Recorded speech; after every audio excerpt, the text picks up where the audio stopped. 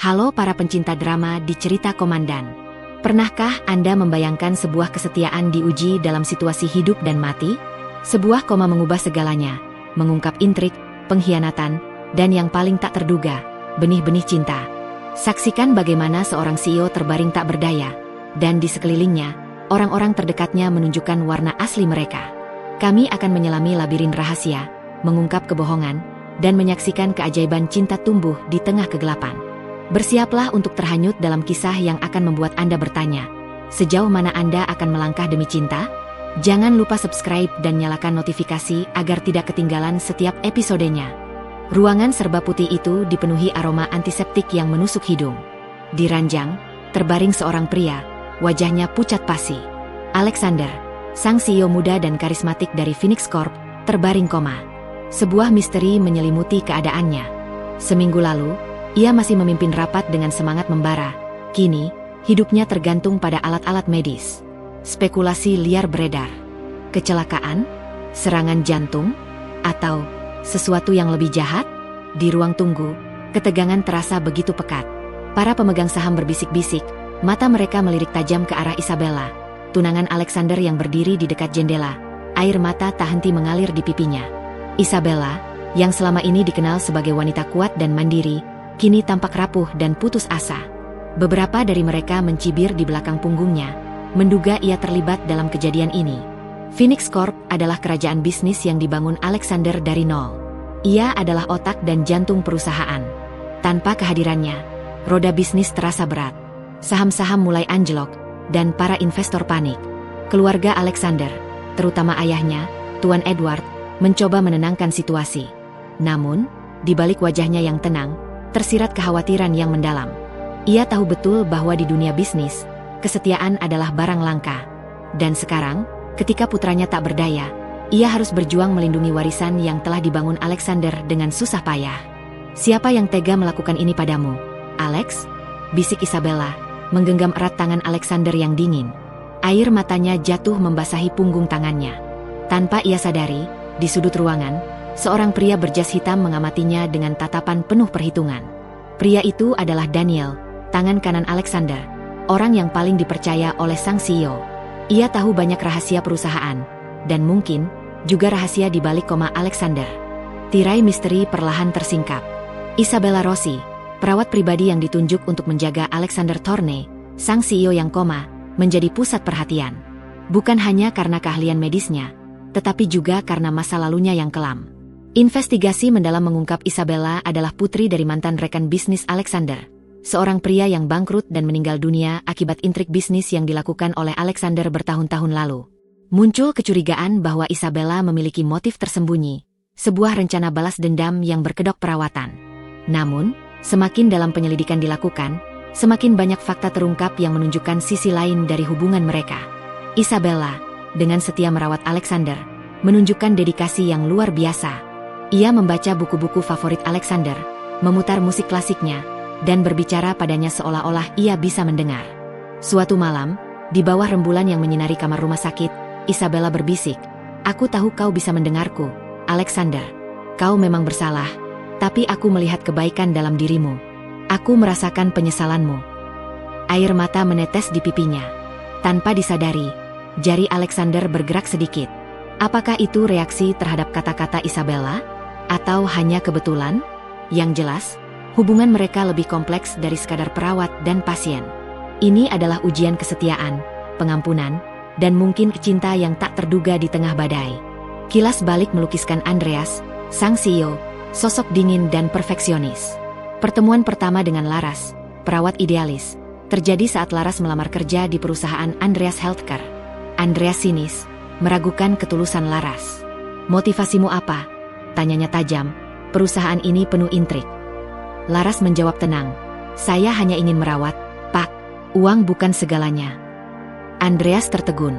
Sikap Laras berbeda dari penjilat yang biasa mengelilinginya. Hari-hari berikutnya, Laras membuktikan diri.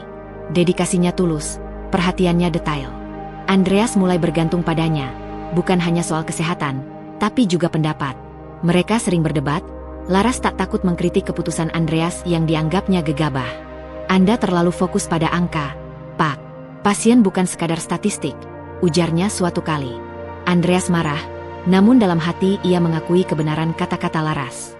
Dinamika kekuasaan mulai bergeser. Andreas yang dominan, mulai terpengaruh oleh Laras yang sederhana. Suatu malam, setelah lembur, Andreas mengajak Laras makan malam. "Terima kasih," ucapnya lirih, "kau membuatku melihat sisi lain." Laras tersenyum, "Itu tugas saya, Pak." Malam itu, benih-benih cinta mulai tumbuh, tersembunyi di balik perbedaan status dan prinsip. Namun, konflik tak terhindarkan. Keluarga Andreas tak menyukai kedekatan mereka. Pemegang saham khawatir Laras memanfaatkan Andreas. Tekanan datang dari segala arah. Andreas bimbang antara cinta dan tanggung jawab. Ia takut kehilangan segalanya demi Laras. Sebuah pertengkaran besar terjadi. "Aku tidak bisa bersamamu," ucap Andreas getir. "Terlalu banyak yang harus kukorbankan." Laras terluka. "Kau lebih memilih kekuasaanmu." Andreas tak menjawab. Laras pergi, meninggalkan Andreas dalam penyesalan. Malam sebelum Andreas koma, ia mencoba mencari Laras, ingin meminta maaf, ingin mengakui cintanya. Namun, Laras menghilang. Andreas merasa kehilangan, hampa. Kilas balik berakhir, meninggalkan pertanyaan besar. Apa yang sebenarnya terjadi malam itu? Apakah penyesalan Andreas yang membuatnya rentan? Atau ada kekuatan lain yang bermain? Uji kesetiaan dimulai. Ruang rapat direksi terasa dingin, bukan hanya karena pendingin ruangan, tapi juga karena aura ketegangan yang mencekam. Di tengah ruangan, duduklah para pemegang saham utama, wajah mereka menyimpan kecurigaan mendalam. Di ujung meja, duduk seorang pria bernama Hendra, kepala keamanan perusahaan, yang ditugaskan melakukan investigasi internal. "Kita harus menemukan penyebab koma Pak Adrian," ucap Hendra dengan suara berat, "dan yang terpenting, memastikan kesetiaan setiap orang di ruangan ini." Uji kesetiaan dimulai dengan pemeriksaan latar belakang, keuangan, dan komunikasi setiap orang. Satu persatu, mereka diinterogasi, pertanyaan-pertanyaan tajam menghujam, mencari celah kebohongan. Sarah, sang perawat, merasakan tatapan sinis mengarah padanya. Dia tahu, posisinya sangat rentan. Kilas balik tentang pertemuannya dengan Adrian sebelum koma menghantuinya. Senyum Adrian, tatapan teduhnya, semua terasa begitu jauh sekarang. Malam itu, Hendra menemukan sesuatu. Sebuah transfer dana mencurigakan dari rekening perusahaan ke rekening pribadi seorang direktur bernama Bram. Bram dikenal sebagai orang kepercayaan Adrian, tangan kanannya selama bertahun-tahun. Hendra memanggil Bram ke ruang interogasi. "Bisa jelaskan transfer dana ini, Bapak Bram?" tanya Hendra dengan nada dingin. Bram mencoba mengelak, tapi bukti tak terbantahkan. Akhirnya, ia mengaku. Saya terpaksa," ucap Bram dengan suara bergetar. Pak Adrian terlalu keras kepala. Dia menolak rencana pengambil alihan perusahaan lain yang sangat menguntungkan. Saya hanya ingin perusahaan ini maju." Hendra menghela napas. Pengkhianatan selalu datang dari orang terdekat. "Dan apa hubungannya dengan koma Pak Adrian?" desak Hendra. Bram terdiam. Air mata mulai mengalir di pipinya. Saya tidak tahu. Saya hanya menyuruh seseorang untuk menakutinya, memberi pelajaran agar dia setuju dengan rencana kami. Saya tidak tahu akan jadi seperti ini." Pengakuan Bram bagai petir di siang bolong. Rencana jahat terbongkar. Sarah, yang sedari tadi menyaksikan dari balik kaca, merasa lega sekaligus marah. Lega karena bukan dia pelakunya, marah karena orang yang dipercaya Adrian mengkhianatinya. Babak baru dalam misteri koma Adrian dimulai. Uji kesetiaan telah menyingkap pengkhianatan, tapi kebenaran sejati masih tersembunyi di balik tirai kegelapan. Sementara itu, di ruang Icu, Adrian menggenggam erat tangan Sarah.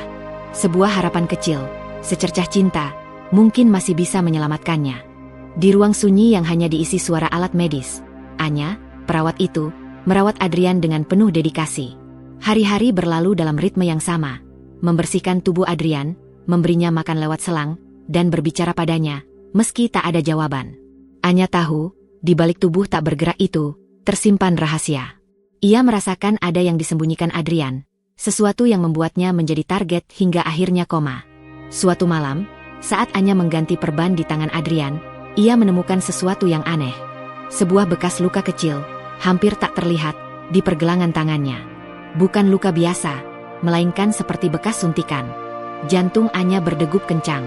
Ia ingat desas-desus tentang eksperimen ilegal yang dilakukan perusahaan Adrian dulu. Mungkinkah ini ada hubungannya? Anya mulai mencari petunjuk. Ia meneliti catatan medis Adrian, mencari tahu obat-obatan yang diberikan. Ia mencoba menghubungi dokter pribadi Adrian, namun selalu gagal. Semakin ia mencari, semakin dalam ia terjerumus ke dalam labirin rahasia. Suatu hari, saat ia sedang membaca buku catatan Adrian, sebuah kertas kecil jatuh. Itu adalah foto seorang wanita, dengan tulisan tangan di belakangnya, "Jangan percaya siapapun." Anya terkejut. Siapa wanita ini? Dan mengapa Adrian memperingatkannya? Anya merasa bahaya semakin dekat. Ia tahu, mengungkap rahasia ini bisa mengancam nyawanya. Namun, ia tak bisa berhenti. Ia telah berjanji pada dirinya sendiri untuk melindungi Adrian, dan ia akan melakukan apapun untuk mengungkap kebenaran, meskipun itu berarti mempertaruhkan segalanya.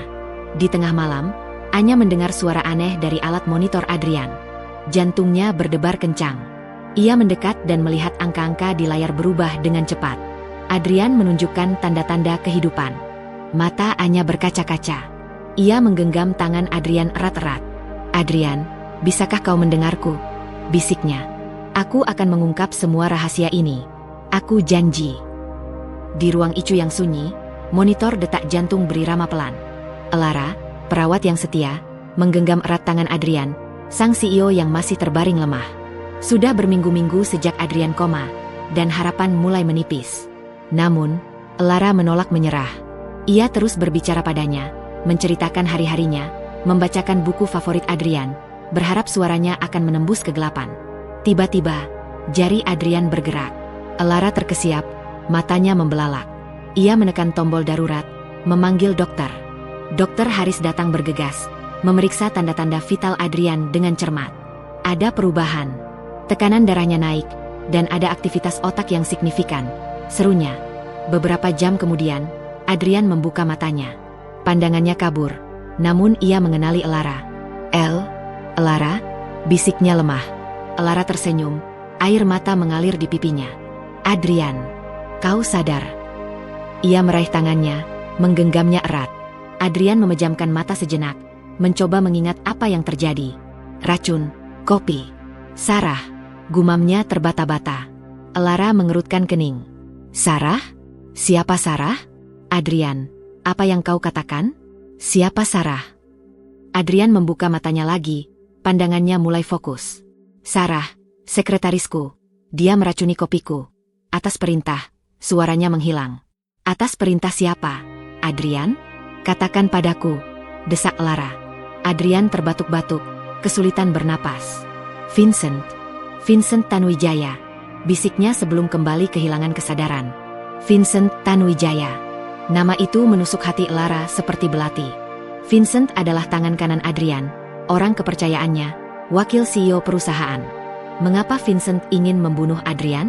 Elara segera menghubungi Detektif Rahman, menceritakan semua yang baru saja terjadi. Detektif Rahman terkejut mendengar nama Vincent. Ia sudah mencurigai Vincent sejak awal, namun tidak memiliki bukti yang cukup. "Kita harus bergerak cepat, Elara. Vincent mungkin akan mencoba menghabisi Adrian lagi," kata Detektif Rahman. Mereka mengatur strategi untuk melindungi Adrian dan mengungkap konspirasi yang lebih besar. Sementara itu, di kantor Vincent, pria itu sedang berbicara di telepon. "Dia sudah sadar? Sial. Pastikan dia tidak bisa bicara apa-apa lagi," gerutunya dengan nada dingin. Vincent menutup telepon dengan kasar, wajahnya dipenuhi amarah. Rencananya hampir berhasil, namun sekarang semua berantakan. Ia harus bertindak cepat untuk menutupi jejaknya. Kembali di Icu, Elara berjaga di sisi Adrian. Ia tidak akan membiarkan Vincent menyentuh Adrian lagi. Ia berjanji akan mengungkap kebenaran dan membawa Vincent ke pengadilan. Di tengah malam yang sunyi, Elara merasakan tangan Adrian menggenggam tangannya dengan erat. Ia menoleh, melihat Adrian menatapnya dengan tatapan yang dalam dan penuh arti. "Terima kasih, Elara, kau menyelamatkan hidupku," bisik Adrian. Elara tersenyum. "Aku hanya melakukan apa yang seharusnya kulakukan, Adrian." Adrian memejamkan mata sejenak, lalu membukanya lagi. "Tidak, Elara, kau lebih dari sekadar perawatku. Kau adalah..." Adrian terdiam, mencari kata yang tepat. "Kau adalah malaikat pelindungku," bisiknya akhirnya. Elara tersipu malu. Ia tidak pernah menyangka Adrian akan mengatakan hal itu. Ia merasa ada sesuatu yang tumbuh di antara mereka, sesuatu yang lebih dari sekadar hubungan profesional. Mungkin, di balik uji kesetiaan dan konspirasi ini, telah tumbuh benih-benih cinta yang tak terduga. Cahaya mentari pagi menembus celah gorden, menyinari wajah Arya yang masih terbaring lemah. Elia, dengan setia, menggenggam tangannya. Jari-jari Arya bergerak sedikit, pertanda kesadarannya mulai kembali. Elia menahan napas, air mata haru menggenang di pelupuk matanya. "Arya, kamu bisa mendengarku," bisiknya lirih. Arya membuka mata perlahan, pandangannya kabur namun kemudian fokus pada wajah Elia. "Elia." Suaranya serak, hampir tak terdengar. "Aku di sini, Arya. Aku di sini," jawab Elia, menggenggam tangannya semakin erat. Kisah cinta mereka, yang tumbuh di tengah badai intrik dan pengkhianatan, kini menjadi kekuatan yang tak terduga. Arya, dengan bantuan Elia, mulai menyusun kembali kepingan ingatannya. Kebenaran tentang konspirasi yang menyebabkan komanya perlahan terkuak. Mereka ingin aku mati, agar bisa menguasai perusahaan, ucap Arya dengan susah payah. Elia mengangguk, hatinya hancur mendengar pengakuan Arya. "Kita akan membongkar semuanya, Arya. Kita akan membuat mereka membayar," janji Elia dengan tekad membara. Dengan bukti yang dikumpulkan Elia dan kesaksian Arya yang berangsur pulih, keadilan mulai menemukan jalannya. Para pengkhianat, yang selama ini bersembunyi di balik topeng kesetiaan, satu persatu terbongkar. Rencana jahat mereka, yang dirancang dengan cermat untuk menghancurkan Arya dan perusahaannya, runtuh seperti kartu domino. Pengadilan menjadi saksi bisu pertarungan antara kebenaran dan kebohongan, antara cinta dan pengkhianatan. Arya, dengan didampingi Elia, memberikan kesaksian yang menggemparkan, membuka mata semua orang tentang kebusukan yang selama ini menggerogoti perusahaan. Pada akhirnya, keadilan menang. Para pelaku dihukum sesuai dengan perbuatan mereka. Arya, setelah melewati masa pemulihan yang panjang, kembali memimpin perusahaan dengan visi yang baru. Namun, perubahan terbesar terjadi dalam hatinya. Cinta dan kesetiaan Elia telah mengubahnya. Ia tak lagi hanya seorang CEO yang dingin dan perhitungan, melainkan seorang pria yang belajar menghargai arti cinta sejati. "Elia, aku berhutang nyawa padamu. Bukan hanya secara fisik, tapi juga secara emosional," ucap Arya suatu malam, di balkon apartemen mereka, menatap bintang-bintang. Elia tersenyum, menyandarkan kepalanya di bahu Arya. "Kita saling menyelamatkan, Arya. Cinta kita adalah kekuatan terbesar," jawabnya. Masa depan terbentang di hadapan mereka, penuh dengan harapan dan impian. Mereka berjanji untuk membangun perusahaan yang lebih baik, berdasarkan nilai-nilai kejujuran dan keadilan. Cinta mereka, yang tumbuh di tengah kesulitan, menjadi fondasi yang kokoh untuk masa depan yang lebih baik. Kisah mereka menjadi inspirasi bagi banyak orang, bahwa bahkan di tengah kegelapan sekalipun, cinta dan keadilan selalu menemukan jalannya untuk bersinar. Itulah tadi kisah yang penuh liku dan drama dari cerita Komandan. Bagaimana menurut kalian tentang akhir cerita ini?